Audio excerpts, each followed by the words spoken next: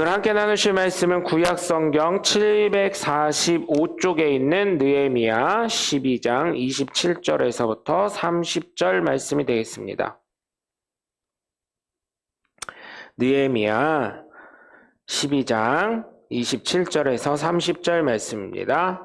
한음성으로 봉독하겠습니다. 예루살렘 성벽을 봉헌하게 되니 각처에서 레위 사람들을 찾아 예루살렘으로 데려다가 감사하며 노래하며 재금을 치며 비파와 수금을 타며 즐거이 봉헌식을 행하려 하며 이에 노래하는 자들이 예루살렘 사방들과 느도와 사람의 마을에서 모여들고 또 뱀길가와 게바와 아스마웻들에서 모여들었으니 이 노래하는 자들은 자기들을 위하여 예루살렘 사방의 마을들을 이루었음이라. 제사장들과 레위 사람들이 몸을 정결하게 하고 백성과 성문과 성벽을 정결하게 하니라. 아멘. 여러분, 성벽을 이렇게까지 기록하고 앞전은 에스라는 성전을 기록하고 느헤미야는 성벽을 이렇게 재건한 거에 대해서 기록을 합니다. 이게 물론 이스라엘 역사상으로도 굉장히 중요한 거지만 우리의 믿음을 살아가는 예수 그리스도를 믿는 믿음의 사람들에게도 굉장한 중요한 의미가 있다고 저는 생각을 합니다. 성벽 재건의 의미는 무엇일까요? 사실 여러분 개족산성 뉴스를 한번 보셨나요? 지금 개족산성을 가면 산성이잖아요. 제가 가본 적이 있는데 몇 번 가봤죠. 법동 이쪽에 살 때는 돌로 다 층층 이거를 그때는 세면이 없잖아요. 야, 근데요 건물은 제가 알기로는요 조그만 틈만 있으면 균형이 안 맞으면 사람이 어쨌든 성벽이잖아요. 개족 성이잖아요. 성인데 이게 구멍이 조금이라도 균형이 안 맞으면 이 성벽이라는 건 무너지게 돼 있거든요. 그런데요, 거기에 사람들이 기대서 앉아있고 뭐 기대에 있어도 이야, 그게 그렇게 견고한지 몰랐어요. 근데 이제 시간이 오래되다 보니 사람들이 많이 앉고 많이 이렇게 하다 보니 위치가 어때요? 빗물도 계속 똥방똥방, 비가 큰 물이 와가지고 이 바위가 뚫어지는 게 아니라 어떻게 해요? 100년이고 1000년이고 계속해서 떨어지는 물에 의해서 구멍이 난다 그러잖아요. 수석하시는 분들이 그러더라고요. 돌 중에 가장 비싼 게 뭔지 아니에요. 그래서 기본 돌 얘기를 하시는데 구멍 난 거. 복이 들어온다는 거예요. 그 구멍을 통해서. 그런 얘기를 저는 예전에 수석하시던 어떤 분에게 들은 얘기가 있거든요. 그러니까 모양이 예쁘고 뭐 이런 것도 중요한데 제일 중요한 건 구멍이 난 거라고 그러시더라고요. 근데 개족산성을 갔는데 요즘엔 갈 일이 별로 없어가지고 안 가는데 요즘엔 공사를 한대요. 이게 밀리기도 하고 안에 집안이 조금 이제 사람들이 많이 다니고 이러다 보니까 집안이 좀 침식되고 하다 보니까 이게 좀 내려앉았었나 봐요. 왜냐면 사람들이 워낙 많이 오니까요. 그래서 보수 공사를 한다고 하더라고요. 개족산성만 봐도 산성의 의미만 봐도 이 균형 잡는 거, 야, 그거 균형 잡은 거 보면 대단하더라고요. 공구리가 하나도 없는데요. 세면이 하나도 붙은 게 없는데 지금 이제 보수를 하니까 이제 세면을 바르겠지요. 그런데 야, 그게 개족산성 그게 균형을 그렇게 잘 잡고 있다는 거. 근데 여러분 이 성벽이라는 건 어때요? 이 성을 들어오기 위한 관문이잖아요. 그렇잖아요. 그래서 역병이 있다건지 무슨 문제가 있다 그러면 우리 조선시대 그 성벽, 사대문이라고 하죠. 동대문, 남대문, 서대문 해가지고 성벽을 통해서 한양인 서울로 들어오게 될 수 있었죠.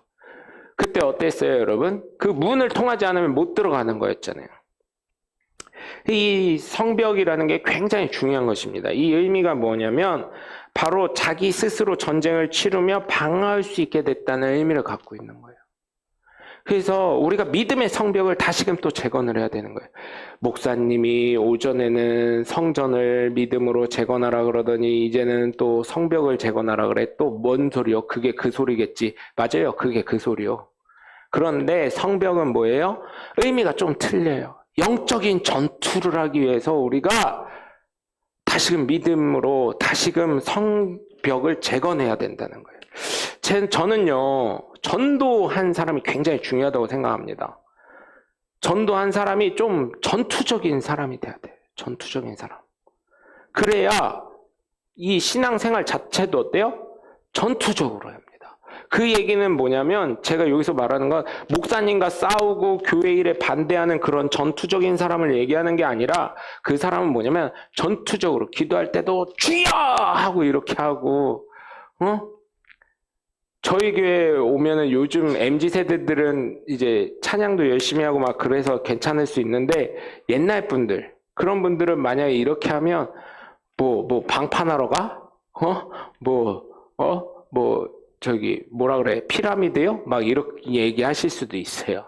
아유, 목사가 경건하지 않게 뭐 이런 얘기 하실 수 있는데 여러분, 전투적인 신앙을 하시는 분들 보면 그 전도에서 영적인 자녀를 낳을 때 그 전도 당하신 분 역시도 어때요? 전투적으로 전투적인 신앙생활을 하시더라고요. 반면에 주여 뭐 이렇게 기도하거나 뭐 이런 신앙생활 하시는 분들은 해요. 근데 이게요, 변화가 되는 전환점이 하나 있어요. 교회 건축을 한다 그러면 전환점이 돼요. 왜? 그때는 목사님이 소리 질러서 기도합시다. 찬양도 박수 치며 합시다. 아우, 그런 교회들이 얼마나 많아요. 그래서요, 예전에는 목사님도 기도하셨던 분이 건축을 하니까 이게 바뀌어가지고 그 교회를 한번 방문을 했는데 이게 교회가 너무 활기차진 거예요. 그렇다고 이렇게 하는 분들 욕하는 건 아닙니다. 오해하지 마십시오. 제가 말씀드리는 건 이 믿음의 이 뜨거운 열정을 갖고 얘기하는 거예요. 그 샤샤샤샤 하시는 분들도 열정 분명히 있습니다. 그걸 무시하는 게 아니에요. 근데 교회 분위기가 이렇게 좀 통성기도 하고 찬양도 박수치게 하고 이런 거를 제가 원하다 보니까 이런 거를 말씀드리는 거지 사실은 그게 아니에요. 성벽이 무너졌다는 것은 결국 성이 무너지게 되는 것을 이야기하죠. 성벽이 무너지면 여러분 어떻게 해요? 도읍이 청거를 합니다. 우리나라도 몽골이 우리 조선을 치러 왔을 때 어떻게 했어요? 고려를 치러 왔을 때 도읍이 청거를 합니다. 그죠? 밑에 지방으로 내려가요. 결국은 몽골에게 잠식이 되고 중국에게 잠식이 되고 일본에게 잠식이 됐었던 그런 아픈 역사를 갖고 있는 나라예요. 그래서 느헤미야는 결국 성이 무너지자 성벽이 재건이 되자 성벽에 봉헌식을 드리는 말씀이 오늘 나오는 거예요. 그리고 많은 사람들이 성벽이 재건되자 예루살렘으로 모여들고 예배를 드리고 하나님께 찬양을 드리게 되는 것입니다.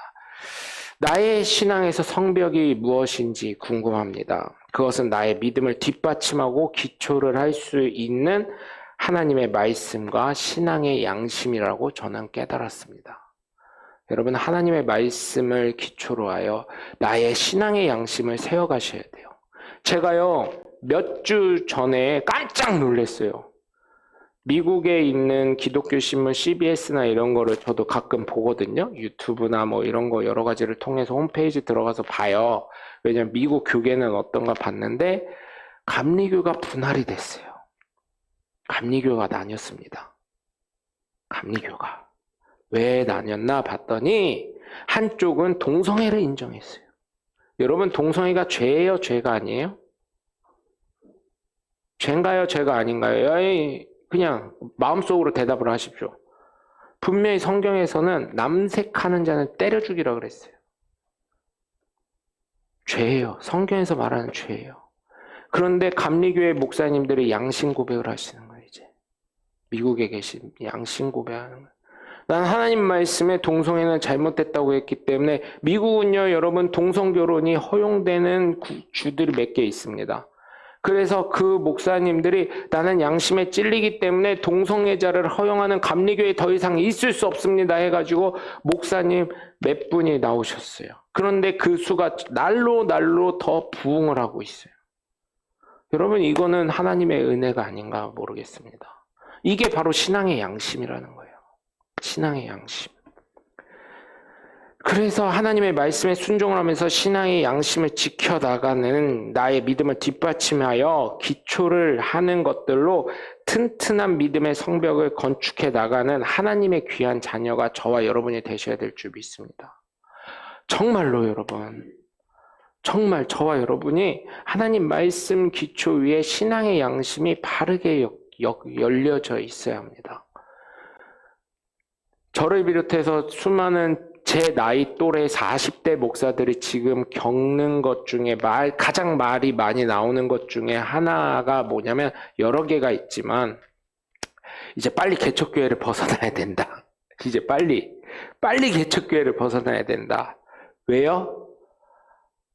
지금까지 너무 우리나라가 하나님의 말씀의 기초적인 것들이 솔직히 하면 약하다. 무슨 말씀인지 이해하시죠? 선배 목사님들이 물론 말씀도 잘 전하시고 많은 은혜를 끼치신 건 맞아요. 근데 성경에 대한 그게 우리나라의 그때 당시의 시대지 지금 코로나 이후로는 많은 문화와 많은 것들이 바뀌었기 때문에 성경의 기초적인 거 옛날에 사경회 같은 걸 했죠. 여러분 부흥회가 아니라 옛날엔 사경회를 했습니다. 사경회는 뭐냐면 하나님 말씀이 그것인지 아닌지 성도들이랑 같이 토론을 한 거예요. 말씀을 같이 나눈 거예요. 부흥회 하면 어때요? 목사님 혼자 막 그렇지요 주여 주님이 살아계심을 믿으시면 아멘 하시고 막 이렇게 그냥 혼자 떠드는 게 아니라 사경회는 말씀을 보면서 읽으면서 함께 말씀을 나누면서 이게 그런지 안 그런지 베레아 사람들처럼 이 신사적으로 말씀을 강론한 거예요. 그러다 보니까 성도들이 말씀도 없어지고 그러다 보니까 나중에는 어떻게 했냐면 강해 설교라고 했다가 그것이 좀 더 발전해서 이제 부흥회, 집회 뭐 이렇게 바뀐 역사가 있어요. 제가 아는 역사는 그렇습니다. 그래서 사경의 식으로 다시금 말씀에 대해서 그렇게 할 때 목사님들도 성경을 더욱 깊게 연구하고 더 말씀을 알고 그 시대와 문화를 알게 되고 또 목사만 그런 게 아니라 평신도들도 같이 말씀을 강론하기 때문에 예수님도 회당 가셔서 대제사장들이랑 그 서기관들이랑 바리새인들이랑 어릴 때 말씀을 강론하셨잖아요. 듣기도 하고 질문도 하시고 또 그 말씀에 대해서 틀린 것은 바로잡아 주시고 그런 거를 다시금 했으면 좋겠다는 거예요. 전 선배 목사님들이 잘못했다는 게 아니라 조금 더 말씀의 기초를 알기 위해서 왜냐하면 우리가 전도를 하더라도 여러분 이단들은요 사이비들은요 공부 엄청나게 합니다. 여러분 아유 목사님 언제는 말씀 외우지도 않래. 아니 그런 걸 얘기하는 게 아니라 여러분 한 가지 제가 질문을 드릴게요. 마태복음 7장 21절엔 예수님이 주여 주여 하는 자마다 나더러 주여 주여 하는 자마다 천국에 갈 수 없다고 하셨어요. 그렇죠? 요즘에는 예수 안 믿는 분들이 굉장히 말씀에 대해서 몇 장 어디 성경 어디 몇 장 몇 절은 아니더라도 기본적으로 이런 거 갖고 있어요. 그러면서 이런 얘기를 하면서 야 예수 믿는다고 다 천국 가는 거 아니더라 이런 얘기를 하셔요. 첫 번째로. 두 번째로는 또 이런 말씀을 하셔요. 로마서 10장 10절 말씀을 들으면서 뭐라고 하냐면 입으로 신하의 구원을 얻고 마음으로 믿어 의에 이르게 된다. 결국은 로마의 이분법적인 사고로 말하는 습관 때문에 두 번을 반복해서 말했는데 결국은 한 가지 말이죠. 예수 믿으면 구원받는다. 자, 이건 사도 바울이 얘기했어요. 그러면 주일학교 애들한테 물어보듯이 말씀을 드릴게요. 뭐가 진리일까요? 이 두 가지 중에 나더러 주여 주여 하는 자마다 천국에 갈 수 없다 하는 말씀이랑 마음으로 믿어 의에 이르고 입으로 시인하여 구원 얻는다 이 말씀 둘 중에 하나가 뭐가 진리일까요? 여러분 성경인데 성경은 다 진리라고 했는데 뭐가 진리일까요? 여러분 어떤 게 진리일까요? 이렇게 얘기하면 성경을 오해하게 된다는 거예요. 모순되잖아요. 예수님이 그렇게 했으니까 예수님 말씀이 진리지. 그럼 또 한편에서는 그렇긴 한데 사도 바울이 그냥 뜻없이 그걸 썼겠냐? 이럴 수 있는 거예요.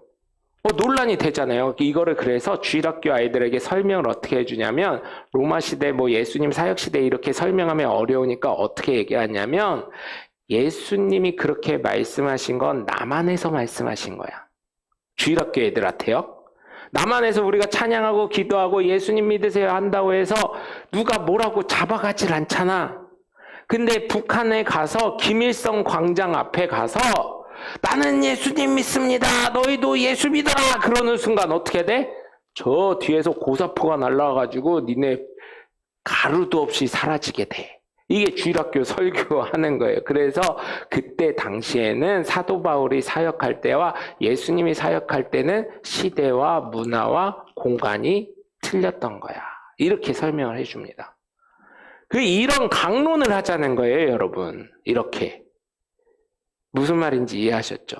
그러니까 목사님들 부흥회나 뭐 설교나 이런 거를 꼬집는 게 아니라 앞으로는 젊은 목사들과 설교 패턴이 목사만 계속 이렇게 제가 지금 여태까지 우리의 전형적인 설교처럼 혼자 막 떠드는 게 아니라 조금 성도들이랑 이렇게 대화를 나눌 수 있는. 그래서 사실은 제가 코로나 끝나고 어떤 걸 생각했었냐면 이렇게 동그랗게 한번 쭉 앉아가지고 이제 설문지 이렇게 주고 다음 주에 공부할 거 첫 주는 제가 하지만 다음 주에는 뭐 여러분들 질문도 있고 이렇게 하는데 그런 걸 하기가 어려울 것 같아서 제가 그 코로나 때 생각을 해낸 게 오늘의 말씀 있잖아요. 유튜브 여러분 계속 보시는지 모르겠는데 그래서 1년간은 제가 책을 계속 나눠드렸었던 거잖아요. 그거를 같이 나눠보자 이렇게 했었던 겁니다.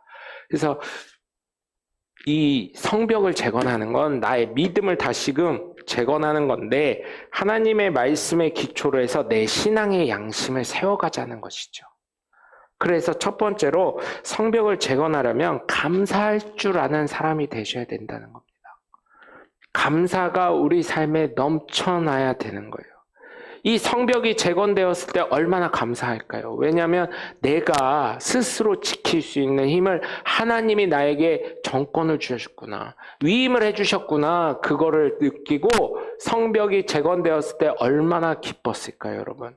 얼마나 기쁘면 예배까지 드리고 레위인을 찾고 많은 사람들이 찬양하고 성가대가 들어서고 그러면서 그것을 기뻐하고 감사했을까요? 여러분 그것처럼 제가 저와 여러분 삶 가운데 하나님 앞에 나아갈 때 때로는 유혹이 올 수도 있고 어려움이 올 수 있고 시험이 오더라도 하나님께서 함께 하신다는 그 믿음을 가지고 내 삶 속에 믿음의 성벽을 차곡차곡 세워나가시면 악한 사단이 유혹을 해도 어떠한 방해가 있을지라도 시험이 올지라도 고난이 올지라도 승리할 수 있게 된다는 것을 믿으시고 여러분 정말 하나님께 감사할 줄 아시는 하나님의 귀한 자녀들 되시길 주님의 이름으로 간절히 축원합니다. 두 번째로는 믿음의 성벽을 재건하려면 하나님 앞에 함께 뭉치셔야 될 줄 믿습니다. 우리나라 속담에도 뭐가 있어요? 뭉치면 살고 흩어지면 죽는다라는 말이 있어요.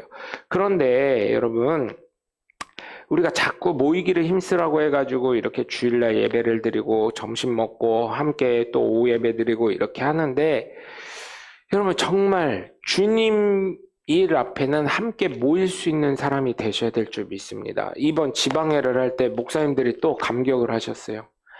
맨날 딴 데는 다 사주는데 대전 침례교회는 지방회를 한다 그러면 코로나 때 빼고요. 코로나 때는 과자를 막 이렇게 해서 음료수랑 과자랑 이렇게 박스 하나 되게 이렇게 줬더니 그때도 풍성하다고 좋다고 하시는데 어이구 대전 침례교회 왜 이렇게 맛있어? 권사님들이 이렇게 하고 그렇게 하셨어요. 그리고 아직까지 다 소고기인 줄 아세요. 제일 중요한 건 아까도 말씀드렸지만 그래서 저희 교회 항상 최선을 다하는 교회로 알고 계셔가지고 얼마나 감사한지 모르겠어요. 그런 거 할 때 얼마나 단합이 잘 돼요. 그런 단합심 또 함께 하는 거 하나님께 예배한다고 할 때 제가 말씀 안 드려도 시간 맞춰서 이렇게 다들 내려오시고 주일날이면 다 알아서 오시고 얼마나 은혜이고 감사인지 모르겠습니다. 하나님이 이러한 여러분의 마음을 아마 감동받지 않으실까 생각을 해요. 이게 바로 하나님 말씀의 신앙의 양심의 기초를 쌓아가는 거예요. 이게 믿음의 성벽을 재건하고 있는 것입니다. 그래서 여러분 때로는 힘들고 어려울 때 있어요. 그래서 이게 참 감사한 게 이 핸드폰으로 같이 안 있을지라도 제가 그러잖아요. 광고에도 계속 나가잖아요. 못 오실 경우는 함께 생방송으로 되고 있으니까 함께 예배 드려주시고 혹시나 생방송이 아니더라도 여러분 이 유튜브 라이브 방송은 계속 유지되고 있으니까 한번 예배 못 들으실 때 뭐 그렇다고 결석을 밥 먹듯이 하고 막 결석하라는 얘기는 아닙니다. 목사가 무슨 주일 성수 잘하라고 하지 결석해도 괜찮습니다. 핸드폰 있잖아요. 아닙니다. 모이기를 힘쓰라 그랬고요. 주님 만나러 성전에 예수님도 올라가셨고요. 그랬으니까 여러분 주일은 반드시 성수해야 되는데 뭐 가령 피치 못할 사정으로 못할 때 있잖아요. 예를 들면 부모님이 돌아가셨어요. 그러면 잠깐 계속 손님이 아침에 오시는 거 아니니까 장례식장에서 잠깐 같이 보실 수도 있는 거고 또 못 보셨으면 장례 끝나고 또 보실 수 있는 거고 또 예를 들면 가족 뭐 친구야 뭐 돈 보내주면 그 얘기 하더라고요. 가족은 안 오면 좀 서운한데 친구들은 제일 고마운 친구가 누구냐면 그 저기 있잖아요.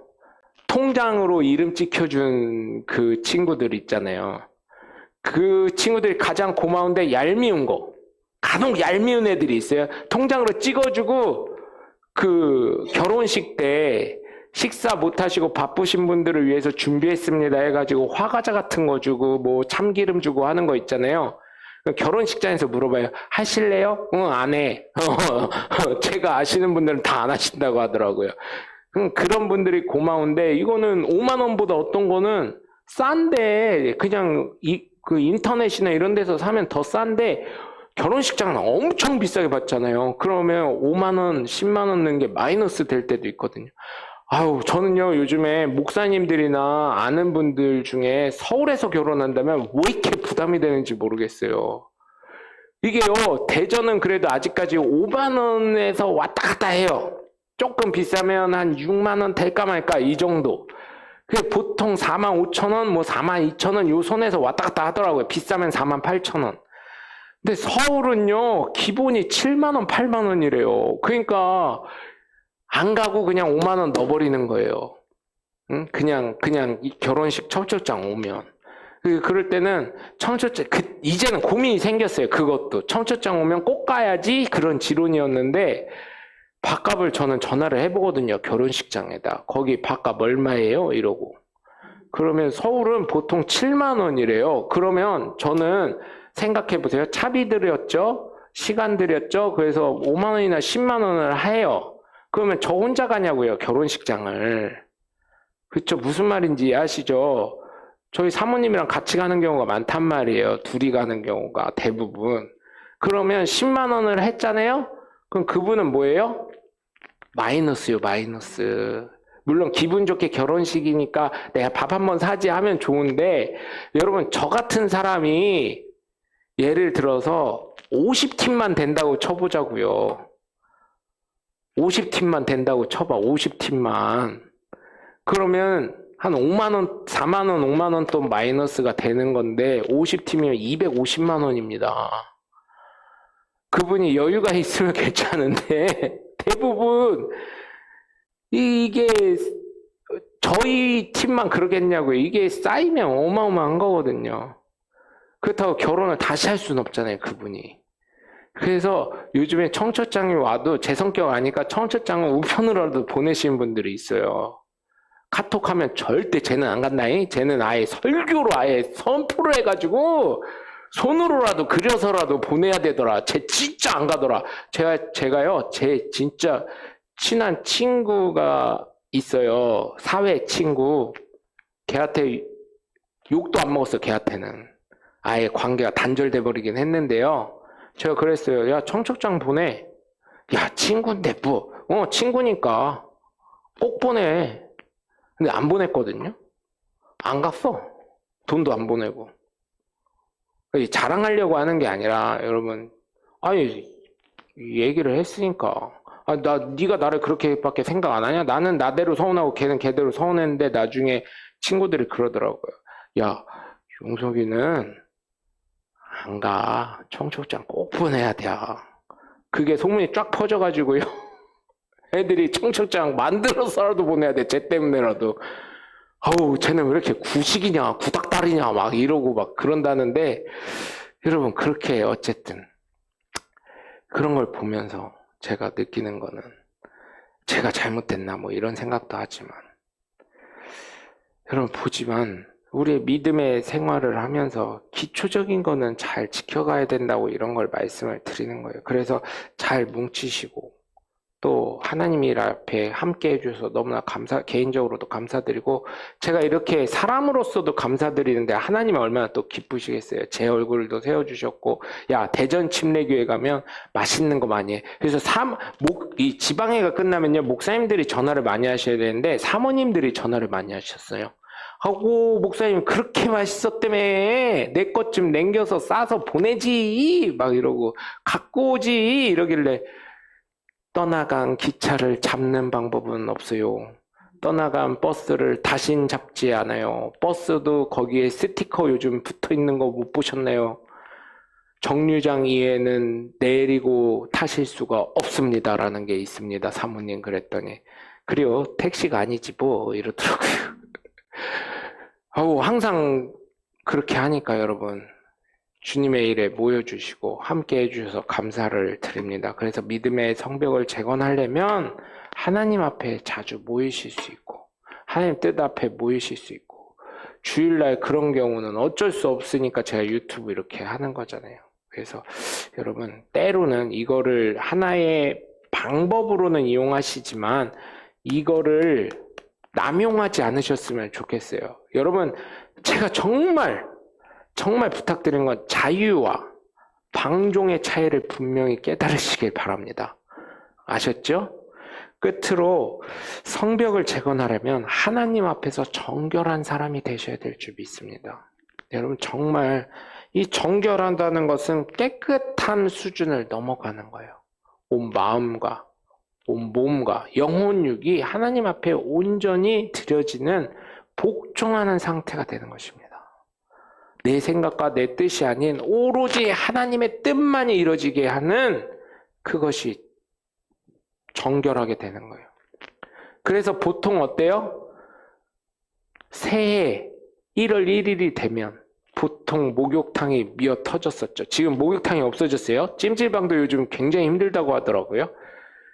새해가 되면 저 주일학교 때 생각해보면 목욕탕에 동네 친구들 다 있어. 다 있어요. 1월 1일 날 이제 예배 드리기 전에 이제 목욕탕을 가끔 갔었거든요. 동네 친구들 다 있어요. 그때 저희 동네에 제 초등학교 동창 중에 목욕탕을 하는 친구가 있었어요. 우림탕이라고. 중리동 대전 중앙병원, 지금 재활병원으로 바뀌었나요? 그 중리초등학교 앞에. 그래서 걔 별명이 떼부자라고, 선생님들 사이에선 떼부자라고 했었어요. 왜냐하면 돈을 많이 벌어도 떼부자. 그죠? 돈을 못 번다 해도 목욕탕이 뭐예요? 때를 미니까 떼부자. 그래서 선생님들은 떼부자라고 했었는데, 선생님들이 얘기해 주신 거예요. 그거는 친한 선생님이 얘기해 주시더라. 야, 제 별명이 떼부자야, 떼부자. 이래도 떼부자, 저래도 떼부자. 막 이러시더라고요.